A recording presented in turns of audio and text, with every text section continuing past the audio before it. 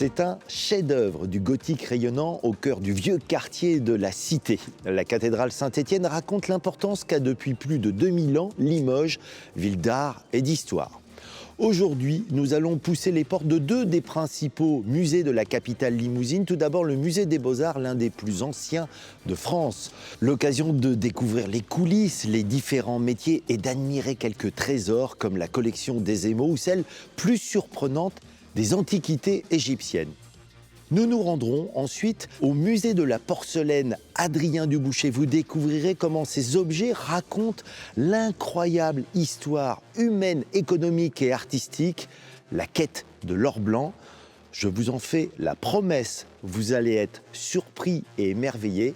Cap sur Limoges, quand les musées racontent notre histoire.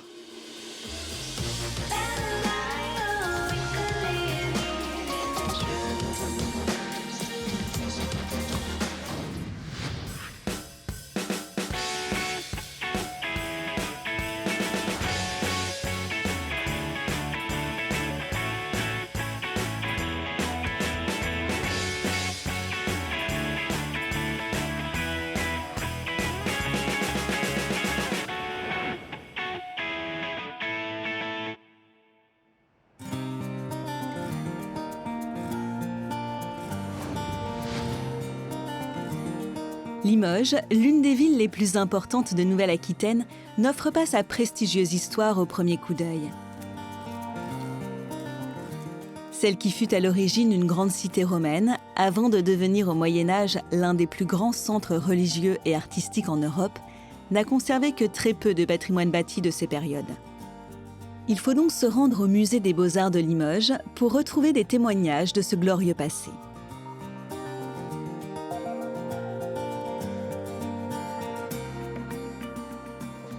Nous voici Alain Charles au milieu de la collection d'orfèvrerie et d'émaux du musée, qui est l'une des plus importantes au monde, notamment pour les émaux médiévaux.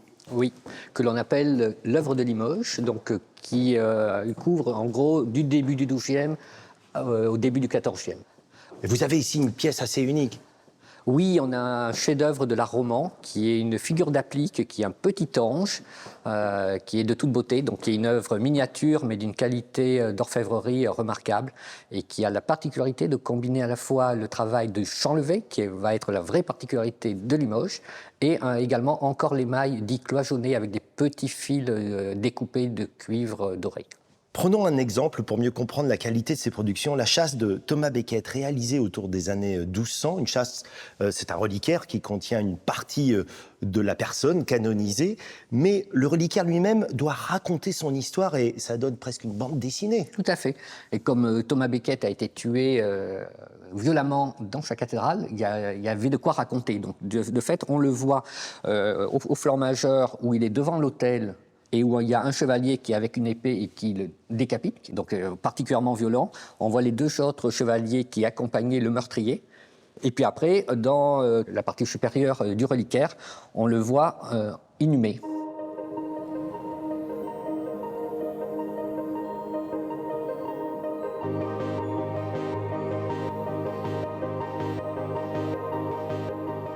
Durant plus de 400 ans, les émaux produits à Limoges vont s'exporter dans toute l'Europe, de la Suède à l'Italie. Les ateliers limousins attirent et forment les plus grands artistes, au point d'être à l'origine d'une nouvelle révolution à la Renaissance avec la technique des émaux peints. Donc là, nous nous trouvons devant l'une de mes vitrines préférées, qui a la particularité de présenter notamment un émail peint qui est gris, à tonalité très très limitée. Vous voyez, dans des camailleux du noir au blanc. Et en fait, le charme, je trouve, particulier est une volonté à Limoges d'évoquer l'art de la gravure. Et on est vraiment dans l'art de la miniature. Autant, on a vu, pour le Moyen-Âge, on est dans le monde de l'orfèvrerie. L'émailleur est un orfèvre, il travaille vraiment le métal en profondeur. Et là, en revanche, il y a eu un tel renouvellement qu'on a vraiment l'art du peintre.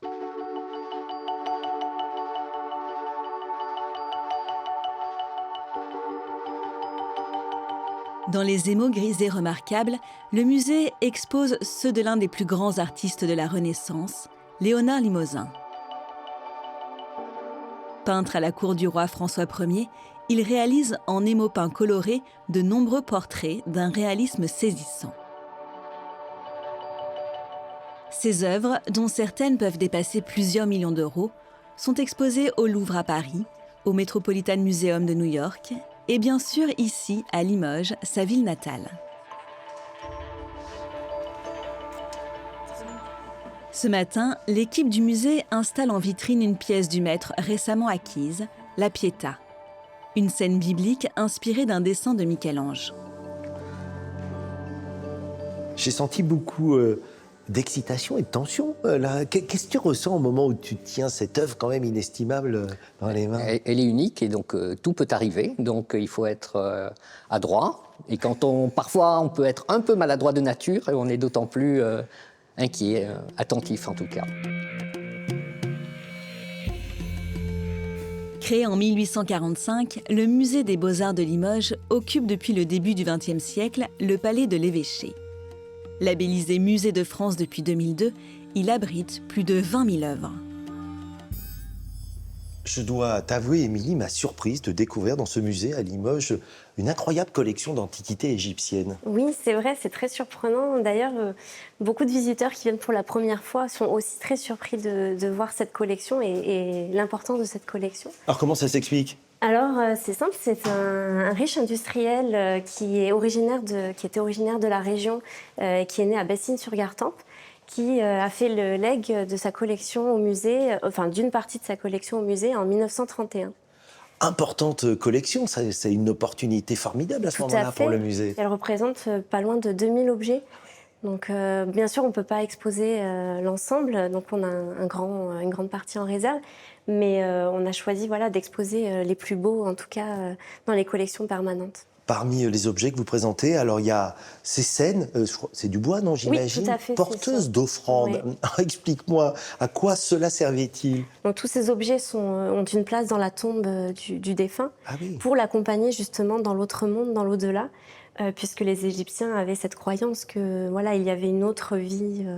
Alors, je vois des scènes agricoles, par exemple. C'est pourquoi? C'est pour faire référence à une activité qu'avait le défunt? Alors, en fait, non, c'est pour que le défunt ne meure pas de faim et puisse avoir des gens qui travaillent pour lui et qui cultivent pour lui. Ah, d'accord. Voilà. On a aussi des scènes de brasserie, donc ça, c'est très étonnant aussi. Ça permet d'apprendre beaucoup, d'ailleurs, sur la vie quotidienne. Tout à fait. Il y a quand même entre 3 et 4 000 ans par rapport à aujourd'hui. Oui, et puis les barques, bien sûr, pour aider le défunt à se déplacer dans l'au-delà.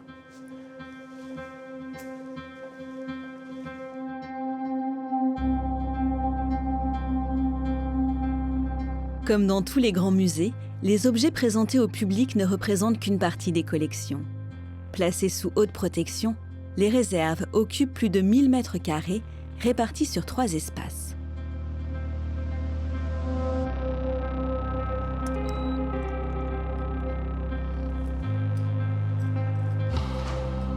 Ici, on est dans la réserve où on conserve les objets de la collection égyptienne. On a des oucheptis. Qu'est-ce que c'est? Donc, ce sont de petits objets en fait, qu'on retrouvait en grand nombre dans les tombes. Ce sont des petites amulettes, on va dire, qui accompagnaient le défunt.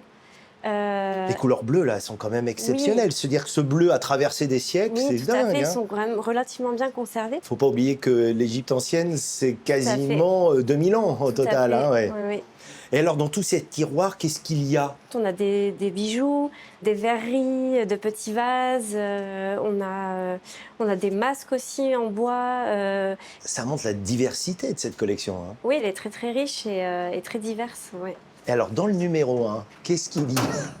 Ça attise ma curiosité. Wow. Alors ici, on a un exemple de verrerie. Oh, mais c'est fou. Alors, ça signifie qu'il y avait déjà du verre à cette époque? Oui, alors là, on est plutôt dans des époques un peu plus, on va dire, proches de nous. C'est des périodes, par exemple, ici, c'est un vase qui date de la période hellénistique. Wow. Donc, ils sont relativement très bien conservés et... On peut imaginer que dans ce petit flacon, il y a eu du parfum de Longan. Oui.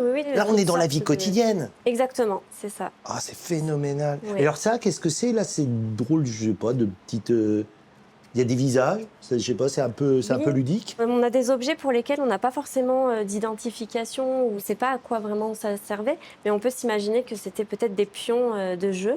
Et oui, on jouait déjà. Et ici, on alors, peut voir un bel exemple justement. Ça, c'est pas un dé quand même. Si, c'est un dé. Un dé en ivoire. Et on peut voir sur les différentes facettes, donc les numéros, comme Donc nos dés déjà, actuels. voilà, 6 faces. Tout à fait. Qu'est-ce que tu ressens quand tu prends un objet comme celui-ci, un flacon en verre, un dé? Tu penses à ceux qui les ont utilisés? Oui, c'est très. Parfois, ça peut être même perturbant parce qu'on se dit, dis donc, oui, je touche ça, la personne l'a touché, celui qui l'a fabriqué aussi. Ouais. On s'imagine tout un tas de. On peut partir dans des rêveries aussi. On s'imagine les gens qui ont pu jouer avec. Et... C'est un privilège de conservateur, ça, quand même, ce contact aussi intime. Mais c'est ce qui fait aussi le charme de notre métier, c'est qu'on est au plus proche, au plus près des objets, effectivement. J'ai remarqué que tu avais l'œil qui pétillait, le sourire très souvent. Ça te rend heureuse? Oui, oui, je pense qu'on est privilégiés. Enfin, je pense qu'on a un métier qui... Enfin, moi, je me lève tous les matins, je suis heureuse de venir au travail et de pouvoir être en contact comme ça avec les œuvres et de les faire vivre. Oui, tout à fait.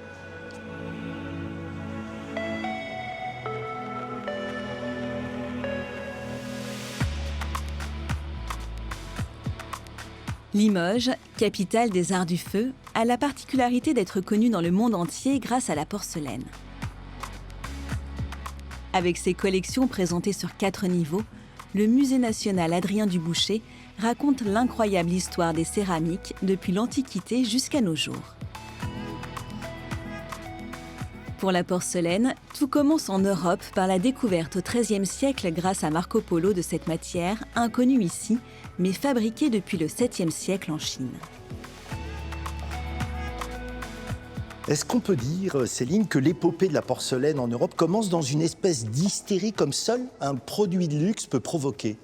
Oui, on peut le dire. On peut dire que c'est une véritable effervescence qui apparaît au moment où la porcelaine de Chine commence à arriver, alors en Europe, au cours du Moyen-Âge. Pour la Chine, l'Europe devient un nouveau marché et cette nouvelle clientèle, elle a des goûts un peu particuliers auxquels ils vont chercher à s'adapter. Alors, il est vrai que ce qui va séduire en Europe, ce sont les porcelaines à décor bleu et blanc. Est-ce qu'en Chine, ce goût pour le bleu et blanc est partagé? Alors, à l'origine, non. Les lettrés chinois préféraient, au départ, les pièces monochromes. Les céladons, donc des pièces d'une couleur entre le vert et le bleu, et puis les monochromes tels que les blancs. Et on a d'ailleurs au musée une pièce assez exceptionnelle. Elle est toute petite, mais elle est magistrale puisqu'elle montre à quel point la translucidité de la porcelaine peut faire naître des décors. Et d'ailleurs, cette pièce porte un décor secret. C'est un décor incisé qui se révèle lorsque la lumière traverse la paroi de la porcelaine. Et à ce moment-là, on a ce jeu du décor qui apparaît, c'est magique.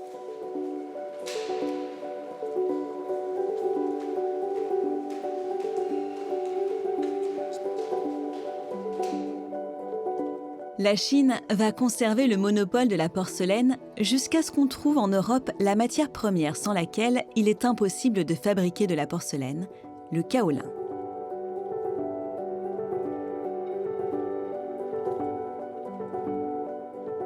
En 1768, on découvre un peu par hasard, à Saint-Thirier-la-Perche, un gisement de cette argile si particulière. C'est le début de la ruée vers l'or blanc, la naissance de la porcelaine de Limoges.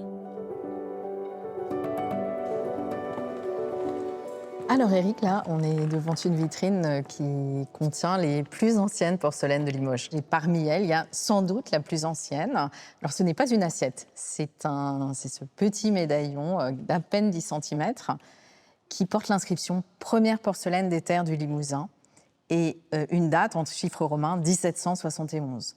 Et au revers, il y a les armes de Turgot, puisque Turgot était l'intendant du Limousin et c'est lui qui a facilité l'implantation, la création de cette manufacture de porcelaine. Donc c'est une pièce particulièrement émouvante et chère aux visiteurs du musée.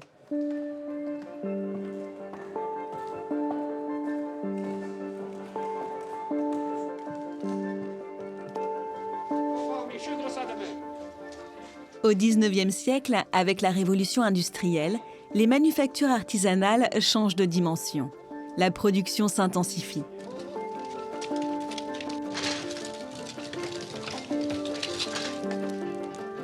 On compte 114 fours à l'intérieur même de la ville et plus de 30 fabriques.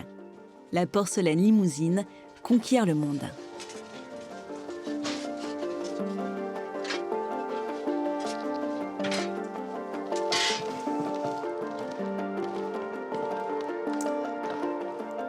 Là, je crois qu'on est face à une pièce à couper le souffle. C'est incroyable. C'est le service grainerie de la manufacture Puya.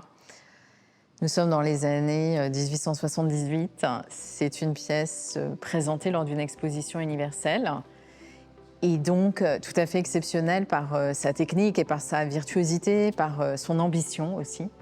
On le voit avec ce centre de table magnifique, plein d'élan.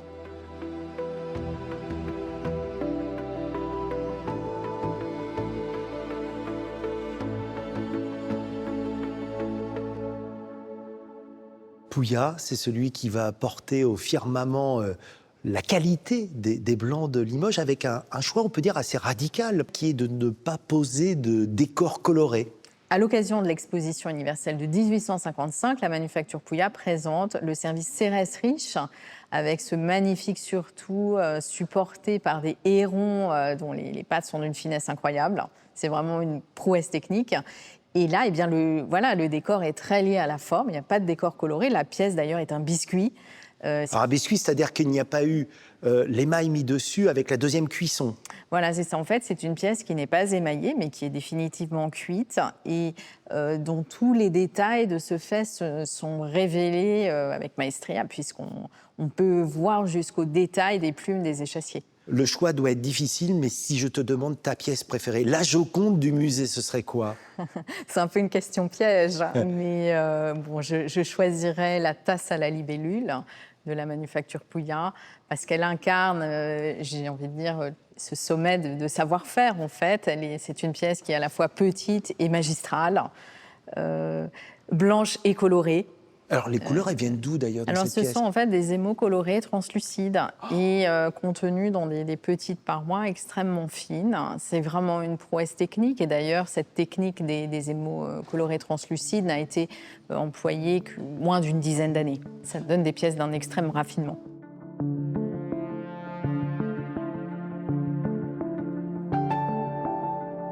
Après une période de déclin, la porcelaine de Limoges connaît depuis une décennie une vigoureuse deuxième jeunesse. Les grandes manufactures encore en place exportent leur savoir-faire et de jeunes artistes dépoussièrent cet univers.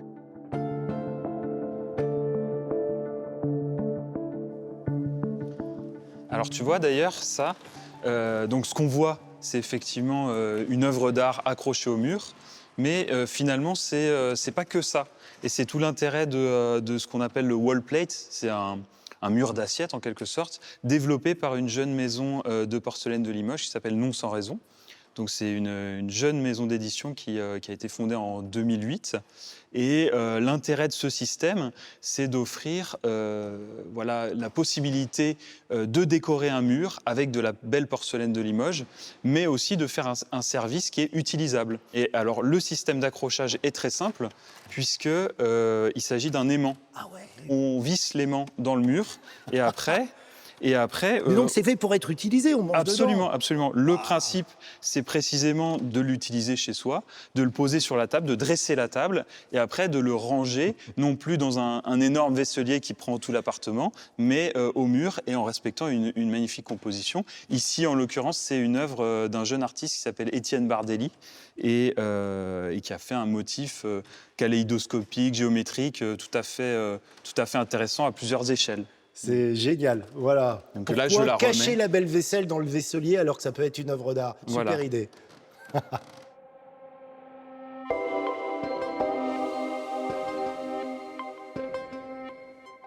Dans cette salle consacrée aux céramiques contemporaines, on découvre que de plus en plus d'artistes utilisent ce matériau.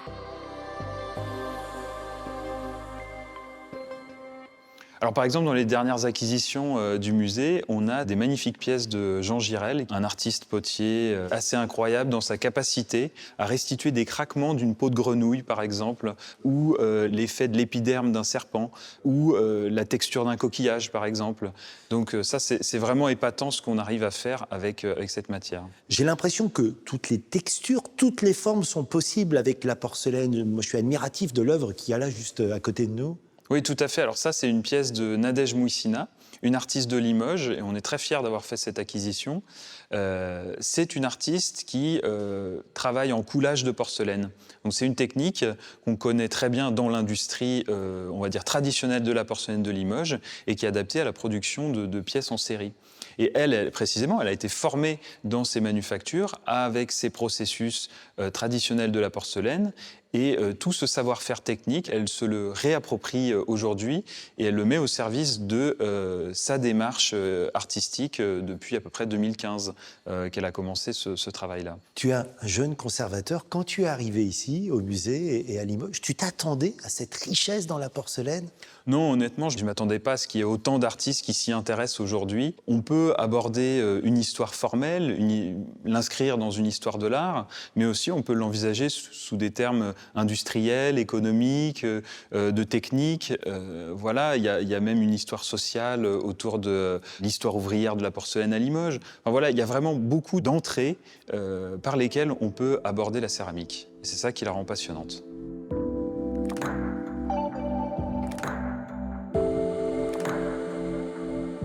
Collecter, conserver, exposer des objets dans un lieu ouvert à tous les publics est une invention assez récente dans l'histoire humaine. Avant le XVIIIe siècle, les collections d'art étaient majoritairement privées. Après la Révolution française, on commence à mettre en place des musées publics pour construire et partager une histoire commune. Retour au musée des Beaux-Arts, en compagnie de François Lafabrié, un jeune conservateur du patrimoine, qui a pris depuis quelques mois la direction du musée. Alors ici, nous sommes dans la 3e réserve du musée, qui est la réserve peinture et art graphique. Et par exemple, dans ce rack, on a des œuvres de Suzanne Valadon, qui est une des artistes phares du musée, puisqu'on a la chance d'avoir 5 œuvres de Suzanne Valadon. Suzanne Valadon qui est née dans les environs de Limoges. Et ce n'est pas la seule grande artiste à être née Et ici. ce n'est pas la seule grande artiste, puisque Renoir, et ça peu de gens le savent, mais Renoir est né à Limoges, et on a aussi 4 œuvres de Renoir dans les collections qui sont exposées en salle. Et là, je vois un grand nom, Marc Chagall, Oui. également. Magnifique, hein. D'ailleurs, j'imagine c'est une fierté quand même quand C'est on une est fierté. En plus, un jeune directeur qui arrive ici. Absolument, on a beaucoup de grands noms dans les collections. Et puis là, c'est une fierté d'autant plus que ce dessin de Marc Chagall a été donné par l'artiste au musée. Ça illustre la diversité, la richesse des collections de peinture et d'art graphique du musée.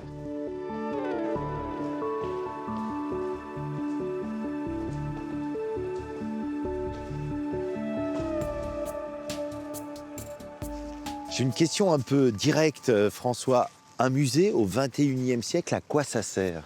Un musée, je pense, aujourd'hui, a un rôle social important. On a effectivement l'enjeu de nous servir de nos collections, de continuer le travail scientifique sur les collections. Ça, c'est très important, mais il ne faut pas oublier que le deuxième axe des musées, c'est les publics. Et il faut arriver à rendre le musée accueillant, bienveillant pour les publics. Pour moi, il y a un grand enjeu de développer les actions envers les publics. Ah, tu dis, le musée, ça doit être un lieu de bien-être. Oui. Ça veut dire quoi ? Effacer l'idée que le musée est un lieu d'interdit, parce qu'on voit souvent le musée comme un lieu où on ne peut pas courir, on ne peut pas toucher, on ne peut pas crier, on ne peut pas vivre quelque part. Je pense qu'il y a un enjeu pour faire comprendre qu'en fait, si aujourd'hui on peut, par différentes manières, rendre le musée plus vivant.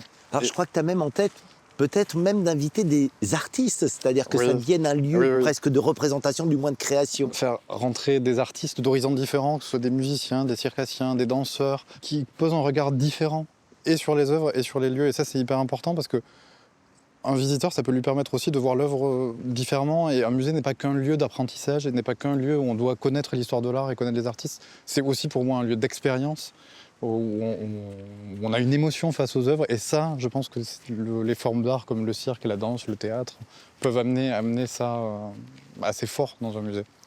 À quel moment tu t'es dit, gamin, enfant, je voudrais devenir conservateur du patrimoine ? Il y a un déclic qui a lieu ? Déjà petit, je traînais mes parents dans les monuments et dans les musées, donc je pense que C'était déjà... pas l'inverse, c'est Non, toi c'était qui pas les l'inverse. traînais. Non, j'ai traîné mes parents dans des musées, donc je sais pas d'où ça vient.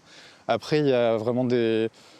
Je pense qu'il y a eu une émotion dans un musée aux Pays-Bas, c'était la jeune fille à la perle de Vermeer que j'ai découvert, je devais avoir 7 ans, et je pense qu'il y a eu un choc. Et je me suis dit qu'il y avait quelque chose qui se passait et que c'était quelque chose que je voulais retrouver plus tard. On peut tirer un enseignement de ton expérience, c'est de dire que emmener des enfants qui traînent peut-être un peu des pieds au début, mais on s'offre la chance d'allumer l'étincelle. Oui, mais pour moi, vraiment, le musée, c'est ça. C'est un lieu où on expérimente quelque chose. Il n'y a plus de frontières d'âge, de connaissances, de milieu social. Pour moi, un musée, c'est l'ouverture. Et à partir de là, tout le monde y est le bienvenu, quoi.